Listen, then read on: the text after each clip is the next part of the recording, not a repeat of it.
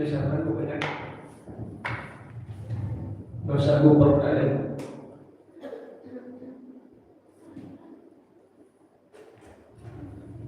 Ya, kita buka takbir kita. Bismillah.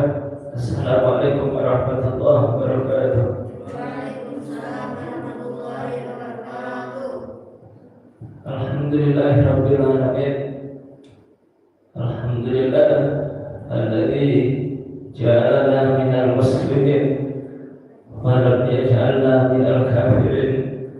Asyhadu an la ilaha illallah wahdahu la syarika lah wa asyhadu anna Muhammadan abduhu wa rasuluhu la nabiyya ba'dah. Allahumma rabbana zidna ilman warzuqna fahma. Allahumma inna nas'aluka ilman nafi'an wa rizqan thayyiban wa amalan mutaqabbalan. Subhanaka la ilma lana illa ma 'allamtana innaka antal 'alimul hakim. Alhamdulillah, kita senantiasa bersyukur kepada Allah atas nikmat-nikmatnya. Salah satu nikmat yang harus kita syukuri adalah kita berada di atas keistiqomahan. Kita masih tetap istiqomah untuk melakukan kebaikan-kebaikan. Dan ini adalah salah satu nikmat yang besar. Karena ketika sholat kita senantiasa berdoa, ihdinas siratal mustaqim. Kita minta senantiasa diberikan hidayah,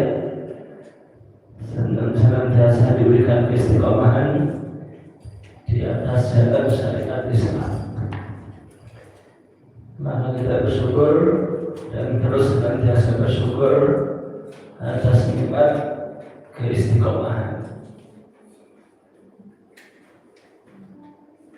Baik, kita lanjutkan untuk materi taklim kita. Insyaallah malam hari ini kita akan membahas masalah kefakiran dan kekayaan. Di dunia ini Allah ciptakan berpasang-pasangan supaya seimbang. Tubuh kita ini berpasangan dan banyak yang berpasangan. Ada kanan, ada kiri, tangan kanan, tangan kiri kan, kaki kanan, kaki kiri. Ada siang, ada malam. Nah, ini fungsinya supaya seimbang. Salah satu fungsinya. Ada laki-laki, ada perempuan. Kemudian apa lagi? Ada timur, ada barat. Allah ciptakan pasang-pasangan, fungsinya adalah supaya seimbang. Begitupun kefakiran dan kekayaan. Ada orang itu yang fakir, sehari-harinya dia penuh dengan kekurangan. Tapi ada juga orang itu yang kaya raya. Tentu dua-duanya ini bermanfaat dan akan ada keseimbangan. Jadi kalau orang itu kok fakir semua atau orang itu kok kaya semua, maka tatanannya rusak. Jadi nggak ada keseimbangan. Baik, kita lihat bagaimana perspektif Islam dalam memandang kefakiran dan kekayaan. Kita lihat di dalam surat Al-Anbiya ayat 35. Allah menjelaskan tentang kebaikan dan keburukan, kesenangan, kesusahannya, termasuk kefakiran dan kekayaan. Apa kata Allah? Wa nabluukum bisyarri wal khairi fitnah wa ilaina turja'un. Wa nabluukum, dan kami menguji kalian, bisyarri, dengan keburukan, wal khairi, dan dengan kebaikan, fitnah, sebagai cobaan. Jadi ada orang itu yang diberikan kebaikan, ada orang itu yang Allah berikan keburukan, dan dua-duanya adalah ujian dari Allah Subhanahu wa Ta'ala, fitnah atau cobaan. Wa ilaina turja'un, dan pada akhirnya kalian semua akan dikembalikan kepada kami, kata Allah. Jadi orang yang kaya akan kembali kepada Allah. Yang meninggal juga, walaupun orang itu hartanya melimpah, yang meninggal juga, dia bakal mati menghadap Allah. Bukan berarti orang yang kaya raya itu terus nggak mati-mati, itu kan enggak. Ada raja-raja, ya semuanya mereka kembali kepada Allah. Ada Firaun, ada Talut, ada Jalut, ada Namrud, ada Nabi Sulaiman, yang baik, yang buruk, raja-raja semuanya kembali kepada Allah. Ada yang kaya, ada yang miskin, semuanya kembali kepada Allah Subhanahu wa Ta'ala. Maka Allah sampaikan, wa nabluukum bisyarri wal khairi fitnah, dan kami menguji kalian dengan keburukan dan kebaikan sebagai cobaan. Jadi di dunia ini ada orang yang diberikan kefakiran. Nah itu cobaan, ujian. Ada juga orang yang di dunia ini diberikan kekayaan, hartanya berlimpah. Itu juga ujian. Dan pada akhirnya dua-duanya nanti kembali kepada Allah dan akan dimintai pertanggungjawaban.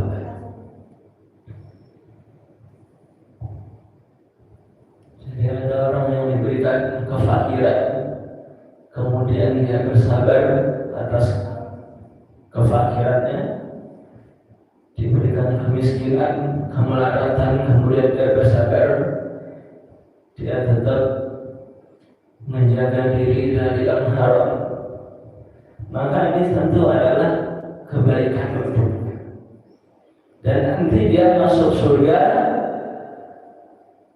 melalui pahala dari kefakirannya. Jadi ada orang masuk surga itu karena dia miskin. Jadi ada. Jadi masuk pintu surga itu bukan dari pintu orang yang kaya saja. Tidak ada orang yang masuk surga itu karena kemiskinannya, karena dulu dia di dunia itu susah, melarat, hari-harinya dihiasi dengan kelaparan, rasa lapar. Tapi dia bersabar, dia senantiasa menjaga diri dari yang haram. Maka nanti orang yang seperti itu akan dimasukkan ke dalam surga melalui kefakirannya. Jelas kan? Berikutnya ada orang itu yang masuk surga karena kekayaannya. Jadi ada orang itu masuk surga dengan kekayaan. Ya kalau dia kaya berarti dia membayar zakat, mengeluarkan zakat. Dia menjadi orang yang dermawan, sehingga akhirnya dia masuk surga itu karena kekayaannya.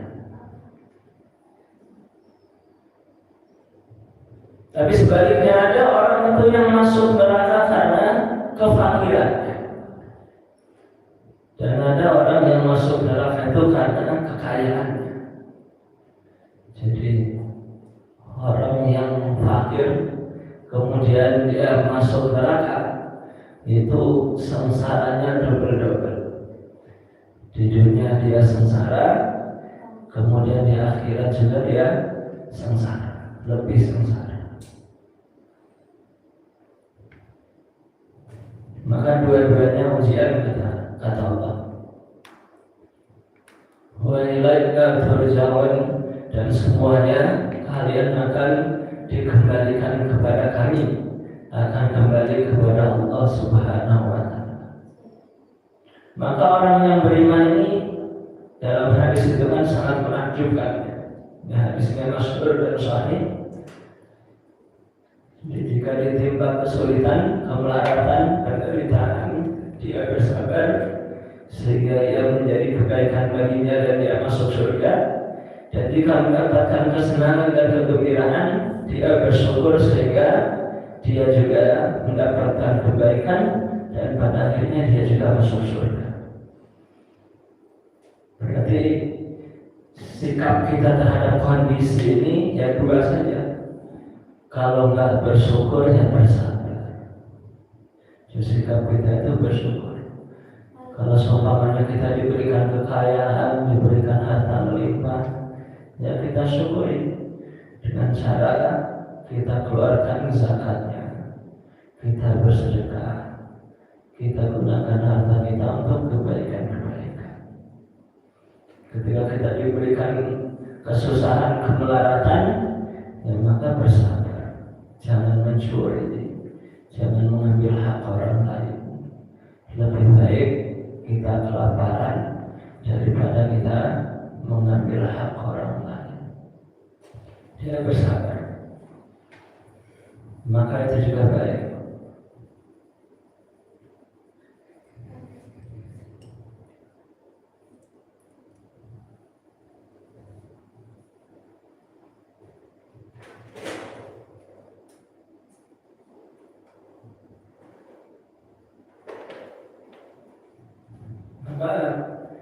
Setiap kondisi ini kita diperintahkan untuk mengucapkan alhamdulillah. Jadi ketika seseorang mendapatkan musibah itu kan salah satunya kefakirannya, itu kan musibah. Ya tetap kita mengucapkan alhamdulillah. Alhamdulillah ala kulli hal. Kita memuji Allah, segala puji hanya milik Allah dalam kondisi apapun, dalam setiap kondisi. Karena kita itu bersyukur kepada Allah, kita memuji Allah, kita beribadah, kita sholat, kita puasa, kita beribadah kepada Allah itu bukan karena kondisi, bukan. Tapi memang betul-betul karena kita itu cinta Allah, mengharapkan ridha kepada Allah, berharap kepada Allah, takut kepada Allah. Jadi ada orang itu yang beribadah kepada Allah itu karena kondisi, sehingga akhirnya ibadahnya itu sesuai dengan kondisi tertentu. Ada orang itu beribadah kepada Allah itu karena apa? Karena kaya, sehingga akhirnya ketika dia miskin udah gak mau lagi beribadah. Ketika dia sempit, dia tidak lagi beribadah kepada Allah. Ada orang itu beribadah kepada Allah itu taatnya karena kalau lagi miskin aja. Sehingga pas waktu dia kaya, dia sudah tidak lagi beribadah kepada Allah. Berarti kan dia beribadah kepada Allah itu bukan karena Allah, tapi karena kondisi. Sementara orang yang imannya betul itu menyembah Allah itu nggak kenal kondisi, nggak kenal waktu, nggak kenal tempat. Makanya ketika mendapatkan keburukan dia tetap memuji Allah. Alhamdulillah ala kulli hal. Sebagaimana para nabi dan rasul. Kita lihat seperti Nabi Sulaiman alaihissalam.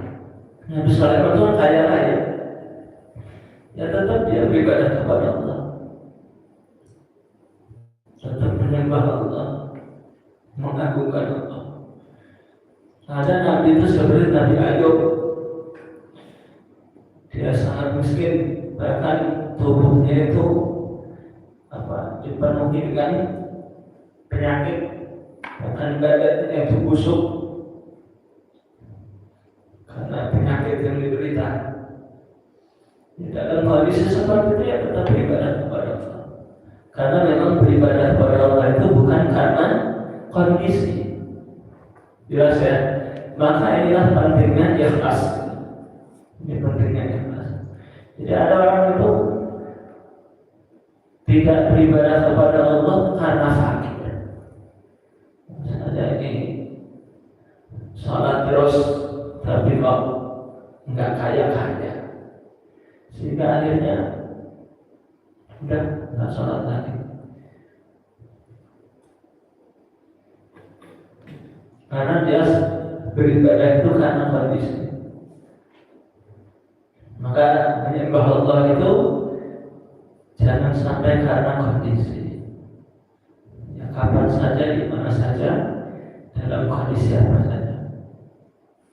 Maka ini pentingnya keikhlasan. Keikhlasan, kefakiran dan kekayaan.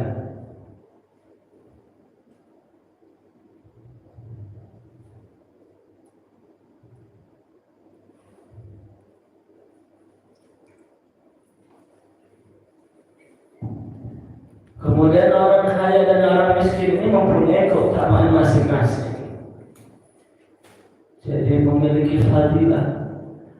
Jadi ada orang miskin itu memiliki keutamaan. Ada orang yang fakir itu memiliki keutamaan.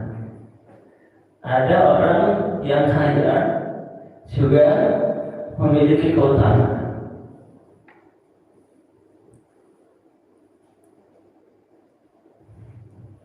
Jadi ternyata penghuni surga itu rata-rata orang fakir, kata Nabi. Ini salah satu keutamaan daripada orang yang fakir.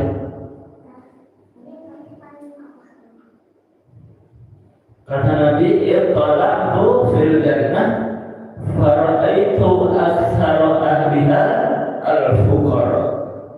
Ini tentang keutamaan orang fakir. Kata Nabi, aku melintas surga, maka aku lihat mayoritas penduduk surga itu ternyata adalah orang-orang fakir.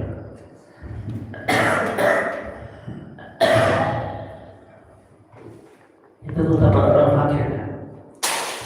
Jadi ternyata penghuni surga itu mayoritas adalah orang-orang fakir. Itu salah satu keutamaan daripada orang fakir. Dan ternyata orang-orang yang masuk Islam, orang-orang yang beriman pada zaman Nabi, itu rata-rata di awal dakwah Nabi itu adalah orang-orang fakir.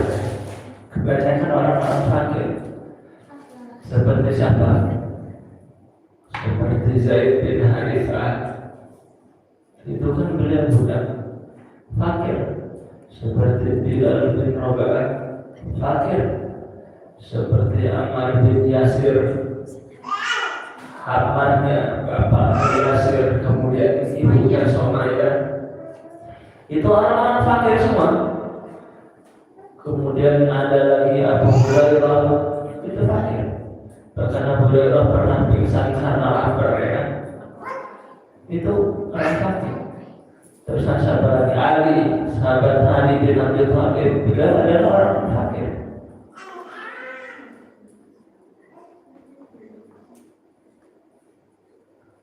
Karena orang yang fakir itu peluang untuk sombongnya sedikit. Kenapa ini sombong? Ya kan? Peluang sombongnya orang fakir itu sedikit. Tapi kalau orang kaya itu peluang untuk sombongnya besar. Jelas ya? Sehingga pada akhirnya di surga itu kata Nabi, "At-tala'tu fil jannati fara'aitu aktsara ahlahal fuqara." Aku melintasi surga, ternyata di surga itu penghuninya banyak orang-orang fakir. Karena memang Nabi itu dulu ketika dakwah, yang pertama kali mendukung itu orang-orang fakir itu. Kalau orang-orang kaya itu ya kayak Abu Jahal, Abu Lahab, Abu Sufyan, ada Umayyah bin Khalaf, Itu orang-orang kaya yang rata-rata menantang Nabi. Ya walaupun ada orang kaya yang di zaman Nabi itu ya beriman seperti Abu Bakar As-Siddiq, Utsman bin Affan, tapi nggak banyak. Rata-rata itu dari kalangan orang-orang yang susah.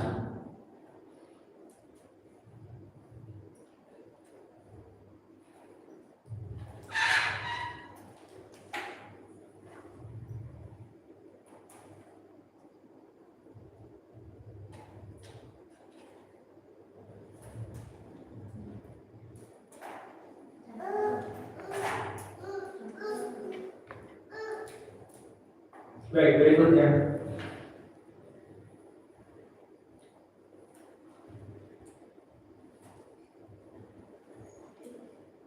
Kemudian keutamaan orang kaya juga ya besar juga gitu. Orang kaya dia keutamaan besar juga. Karena orang kaya ini bisa beramal dan tidak bisa dilakukan amalnya oleh orang fakir. Jelas ya. Jadi orang kaya juga ya keutamaannya besar. Keistimewaan orang kaya itu sebenarnya lebih melimpah. Dia bisa bersedekah, dia bisa mengeluarkan zakat, bisa ibadah haji, bisa membangun masjid, dan seterusnya. Itu orang kaya itu sebenarnya peluangnya lebih besar, peluang masuk surganya juga lebih besar, tapi godaannya juga lebih besar.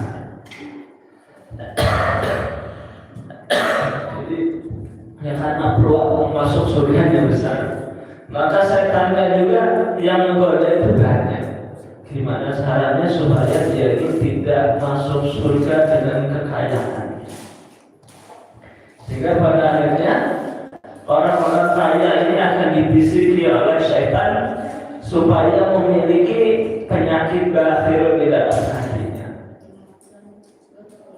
Jadi orang kaya itu digoda oleh setan agar dia itu pelit. Nah itu godaan yang paling besar. Sehingga dibisiki, gak usah sedekah karena kamu sudah berusaha susah payah. Ngapain dikasih ke orang lain? Mending untuk kamu, untuk anak-anak kamu aja, untuk keluarga kamu saja. Digoda terus. Sehingga pada akhirnya dia itu mau mengeluarkan sedekah, mengeluarkan zakat itu berat. Mau haji itu berat. Nah, kalau ada duit besar,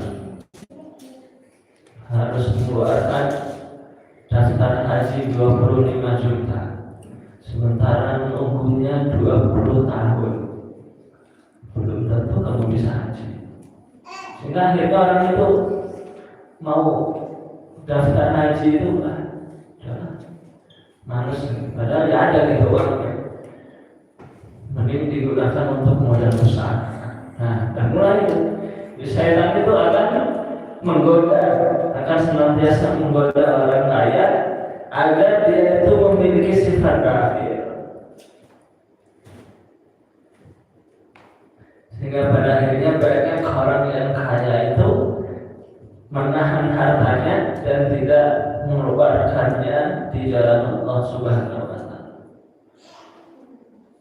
Makanya Nabi itu pernah berkata kepada sahabat, yang aku khawatirkan itu bukan karena kemiskinan. Ini kata Nabi ya, aku itu tidak mengkhawatirkan umatku itu miskin, tapi yang aku khawatirkan kepada umatku adalah ketika dunia ini dibuka lebar-lebar, ketika harta itu berlimpah, maka itu yang aku khawatirkan. Begitu kata Nabi. Jadi Nabi itu nggak takut kalau umatnya miskin. Yang dikhawatirkan itu kata Nabi, umatku itu jadi kaya raya. Karena harta itu membuat seseorang itu menjadi berpaling, ya, jadi berpaling. Makanya harta itu dalam bahasa Arab disebut dengan mal itu, mal.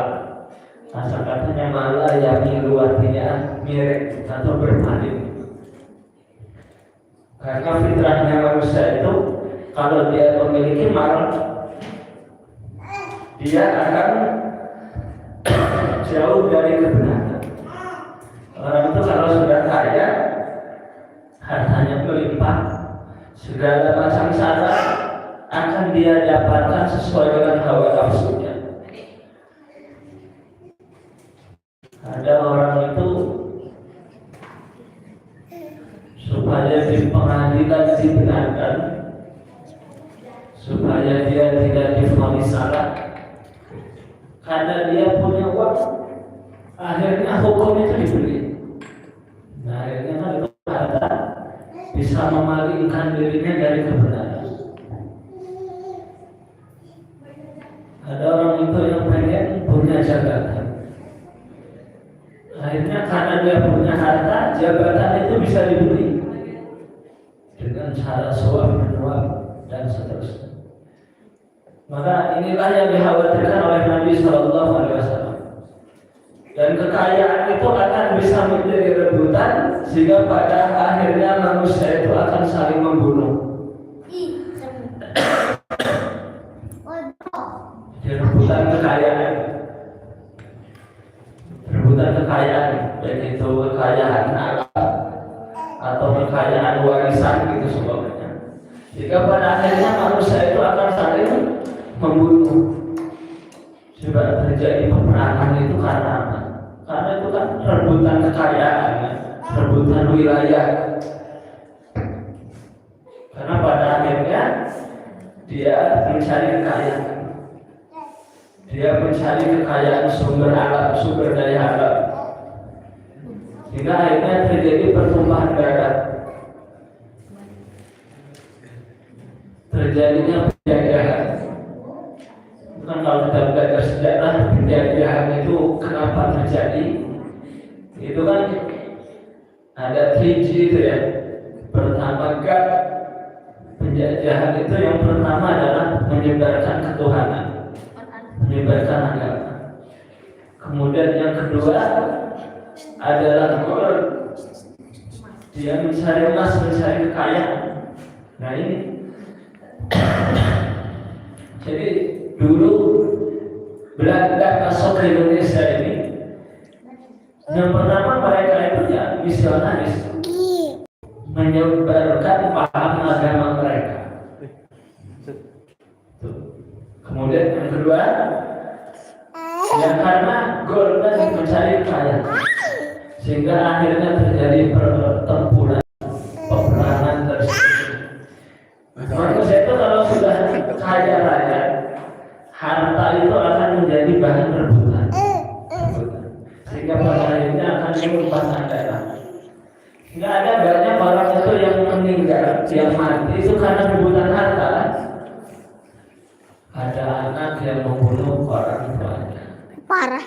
Gara-gara dia dikasih harta, nggak dikasih warisan, dan seterusnya. Ada yang saudara sama saudara saling membunuh, ribut berantem gara-gara warisan.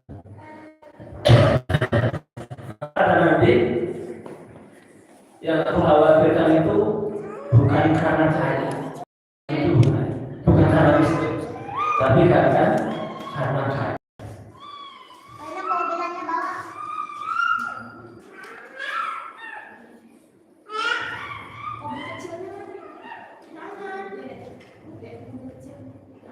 Maka kita harus terus berdoa kepada Allah Subhanahu wa Ta'ala.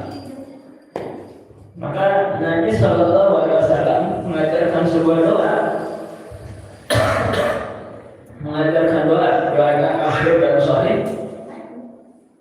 Allahumma inni as'aluka al-huda wa tuqa wal afafa wal ghina wal ghina. Allahumma inni as'aluka al-huda wa tuqa wal afaf wal ghina. Ya Allah, aku memohon kepadamu al-huda, petunjuk. Petunjuk. Hidayah ini harus diminta.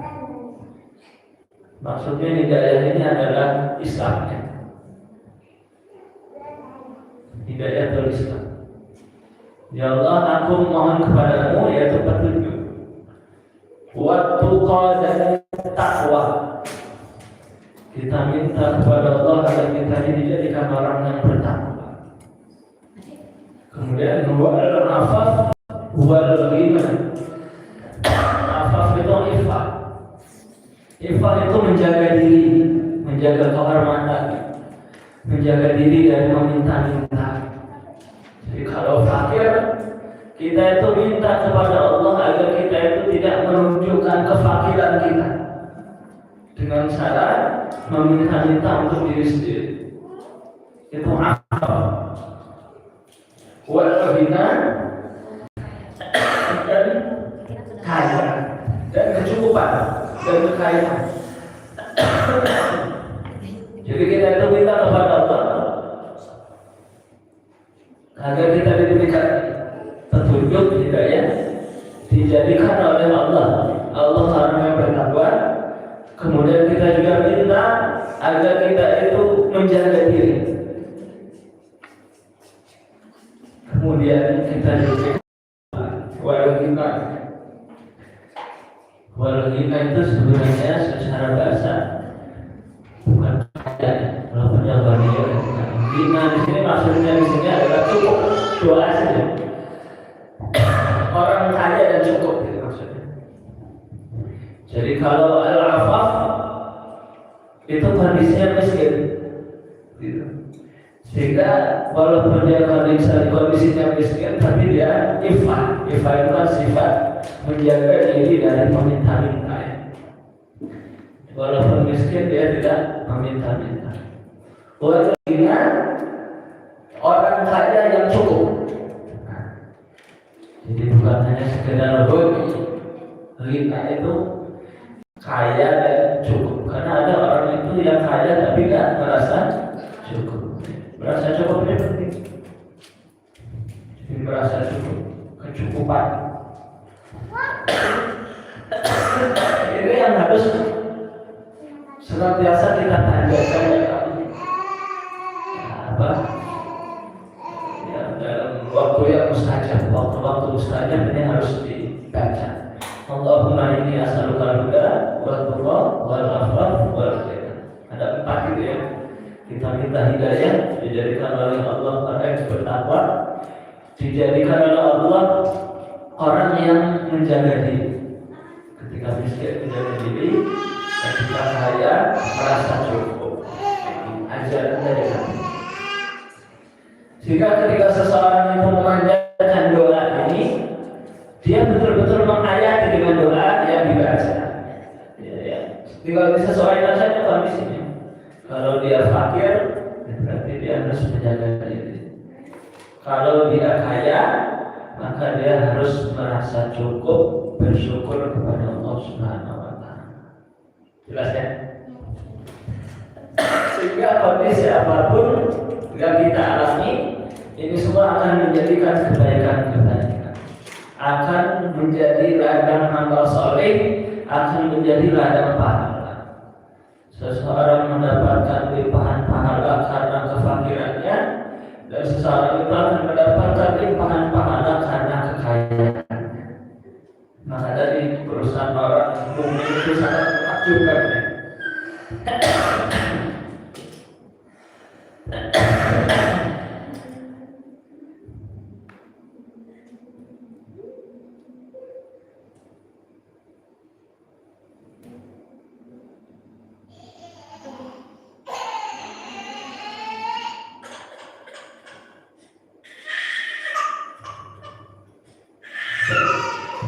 Jadi orang itu fakir. Ada larangan dari Nabi untuk orang yang fakir. Qala Nabi sallallahu alaihi wasallam, "Man sa'ala nas amwalahum takathuran Fa'innama yas'alu jamran fal yastakil aw yastaghfir. Kata Nabi, barang siapa yang meminta-minta kepada manusia, meminta mereka, meminta-minta harta kepada manusia dalam rangka memperbanyak harta untuk dirinya sendiri. Barang siapa yang meminta-minta kepada manusia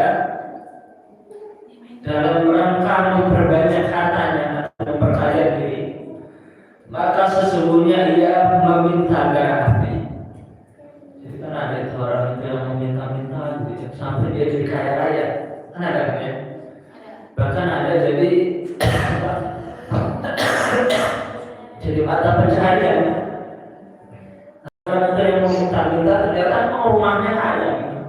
Ada orang itu yang meminta-minta, mohon maaf sebabnya karena dia cacat. Kemudian dia meminta-minta terus, kemudian dia menumpuk harta, banyak orang yang ngasih sehingga akhirnya hartanya banyak. Maka itu dalam Islam dilarang, tidak boleh. Karena Nabi tadi, barang siapa yang meminta-minta kepada manusia dalam rangka memperbanyak hartanya, minta-minta itu justru malah jadi untuk memperkaya diri gitu, bukan karena kebutuhan untuk makan gitu, untuk memperkaya diri. Maka kata Nabi, sungguh dia telah meminta bara api. Maka silakan dia meminta sedikit atau dia meminta yang secukupnya.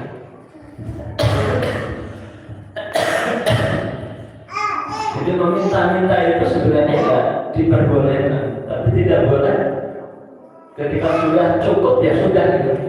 Orang minta-minta itu karena memang betul-betul dia itu mendesak. Jelas ya? Jadi minta itu boleh kalau dia betul-betul mendesak. Kalau tidak mendesak ya jangan.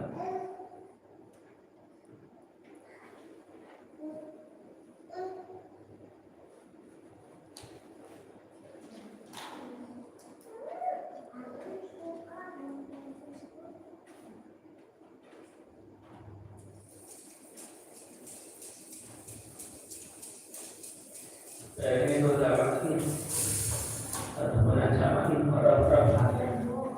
Jadi orang fakir itu harus ada sifat nifat. Jadi tidak boleh kita itu meminta, kecuali kalau kita sumpahnya betul-betul kelaparan dan mau meninggal semuanya. Nah itu beda lagi, dalam kondisi darurat.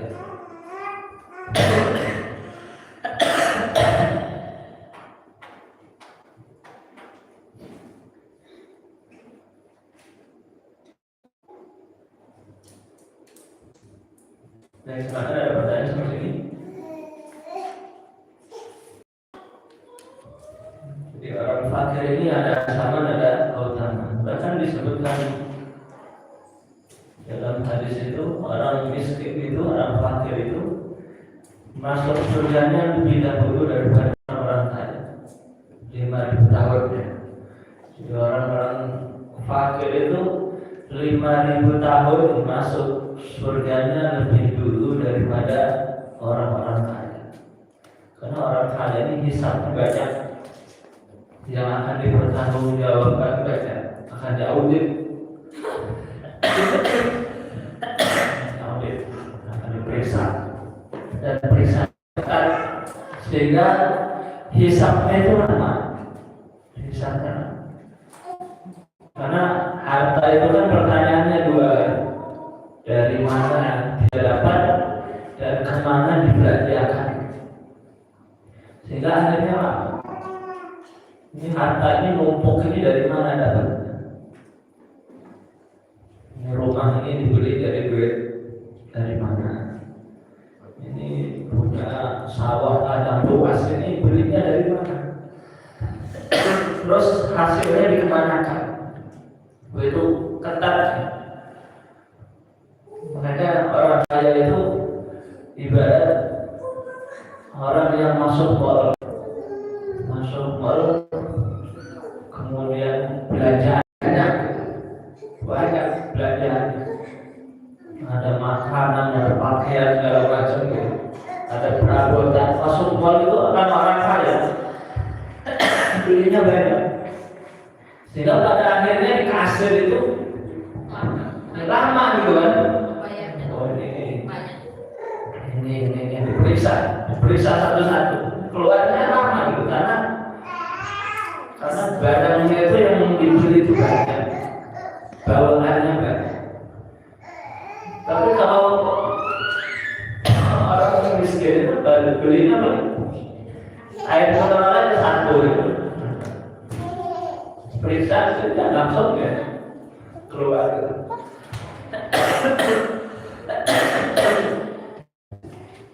Kata kasirnya diplastikin nggak mas, nggak usah, karena cuma satu botol air.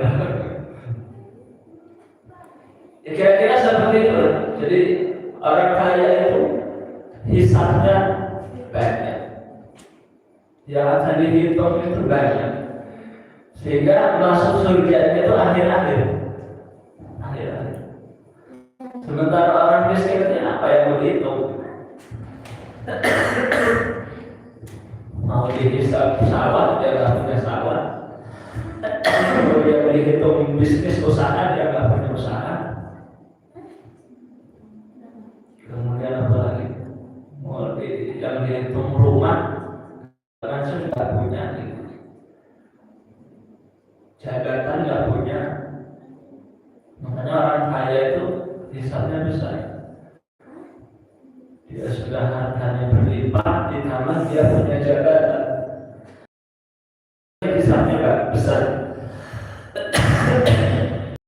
Saya kan rata-rata gitu.